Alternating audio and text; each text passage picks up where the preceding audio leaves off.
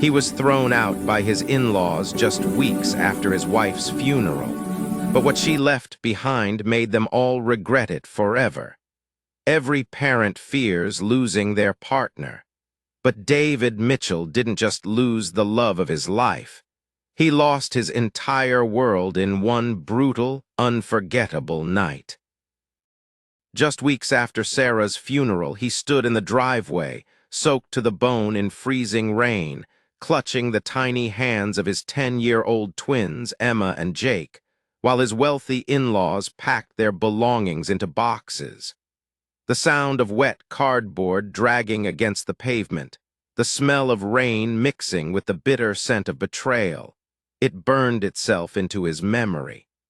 "You never belonged here anyway," his mother-in-law, Margaret, said coldly as if reading a verdict. The mansion he once thought was their family home wasn't his at all. It was tied to the Whitmore family trust. When Sarah died, everything tied to her name went with her. He wasn't just a widower. He was suddenly an outsider. Emma clung tighter to her stuffed rabbit, Jake clenched his fists like a soldier preparing for battle, and David stared at the house he thought was theirs. Within hours, they were gone. No home, no savings, no safety net. All that remained was a rusted van, two scared kids, and the determination of a father who refused to let this be the end of their story. And what David didn't know was that the woman he loved had left him something far more powerful than a house or an inheritance. She had left him a plan, a secret, that would one day change their lives forever. Before the storm, there was a love story. David wasn't born into wealth. His father owned a small hardware store. His mother taught piano to neighborhood kids. They were simple people who believed integrity mattered more than bank accounts. Sarah Whitmore came from the opposite world. Old money, polished manners, art gallery openings, private schools. They met by accident in a quiet corner of a university library. She was sketching in the margins of an art book. He was carrying a thick biography of Theodore Roosevelt. She smiled when she noticed him staring and said softly, "You're in my spot." That single moment shifted the course of two lives. They fell in love between stacks of old books and dreams too big to fit in one lifetime. Her parents never approved. They saw David as temporary, a nice idea but not a permanent place in their legacy. But Sarah didn't care. She wore paint-stained jeans to family dinners, stood up for the man she loved, and married him beneath a canopy of oak trees in a small ceremony she planned herself. Their life wasn't perfect, but it was theirs. A modest home, two children who giggled at fireflies, dinners at a wobbly kitchen table, and a love strong enough to make the world feel safe. Until the day she found a lump. The day their story shifted from love to survival. The day Sarah died, the world didn't just grow quiet, it shattered. The woman who once filled rooms with warmth left behind two children and a husband who couldn't imagine tomorrow. Her funeral was elegant and cold, everything Sarah wasn't.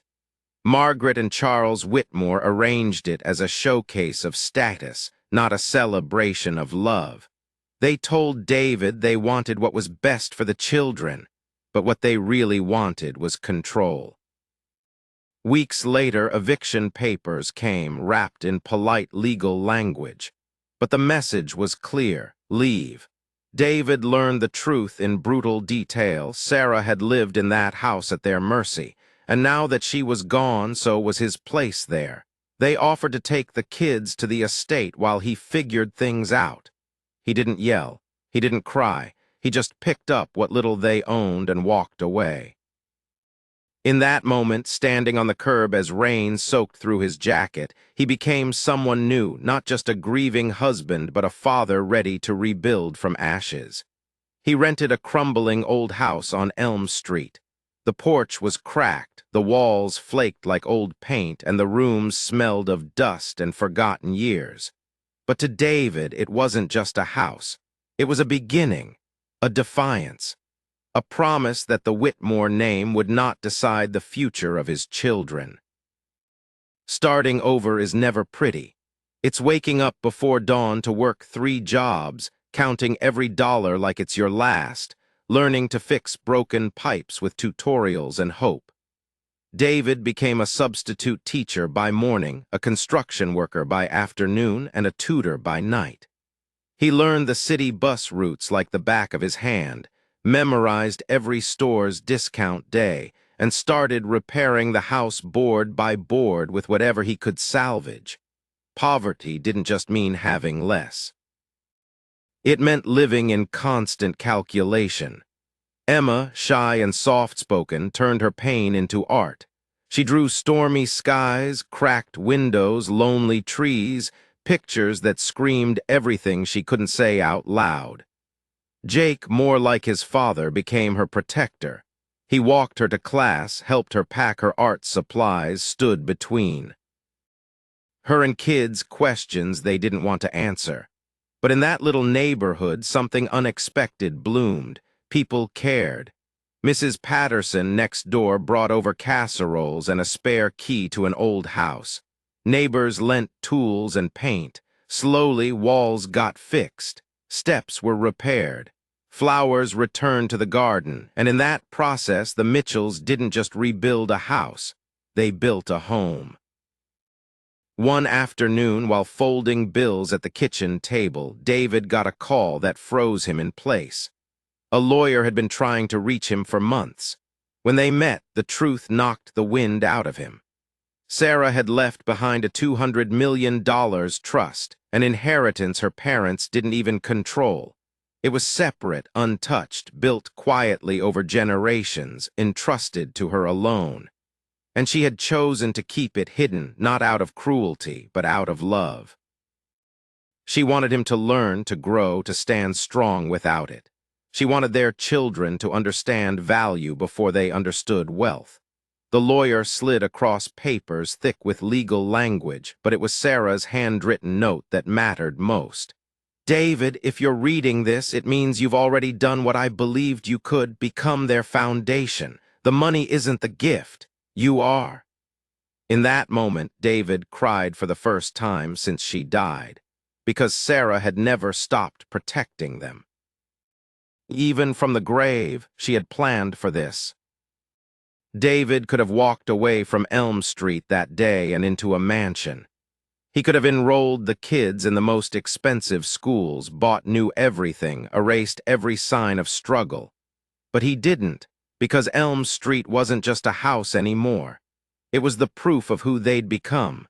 So instead of buying luxury, he invested in people, scholarships, community projects, art programs. His late wife's trust became a lifeline for others. Emma's art flourished. She was accepted into an advanced program that nurtured her gift. Jake found confidence in math competitions, and the neighbors, once strangers, became a family. For the first time, David wasn't surviving, he was leading. Sarah's voice was everywhere in that house, on the recipe cards she'd left, in the garden she planted, in the quiet resilience she'd built into them. The Mitchells didn't just have money now, they had purpose. When David finally sat Emma and Jake down to tell them about the inheritance, their reactions weren't what he expected.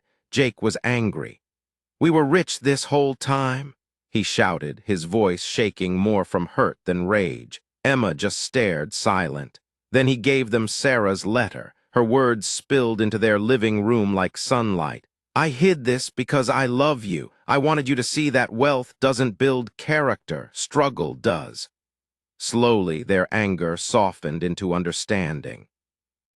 They weren't just inheriting money, they were inheriting a mission. "I don't want to move," Jake finally said. "I like it here." Emma nodded. "Me too." They chose their little house over mansions, their school over private academies, their community over prestige.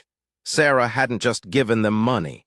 She'd given them the strength to choose who they'd be. A year after that rainy night, David stood on the porch of the house they rebuilt with their own hands. The porch light flickered softly. Emma was inside painting a mural on the wall, a tree with golden leaves stretching toward the sky. Jake was hammering away on a birdhouse, his laughter echoing through the cool night air. The garden Sarah once planted bloomed again, colorful and alive. And in the kitchen sat a simple wooden box filled with her hand-written recipes, each one a reminder that love is the only real legacy worth passing on. David breathed in the cold air and whispered to the stars, "We made it, Sarah." Because in the end, the Mitchell family didn't just inherit wealth. They inherited resilience, love, and the power to give that back to the world. If this story touched you even a little, don't just scroll away. Subscribe to hear more real stories like this, stories about love that doesn't break, about hope that refuses to die, and about ordinary people who build extraordinary lives from nothing.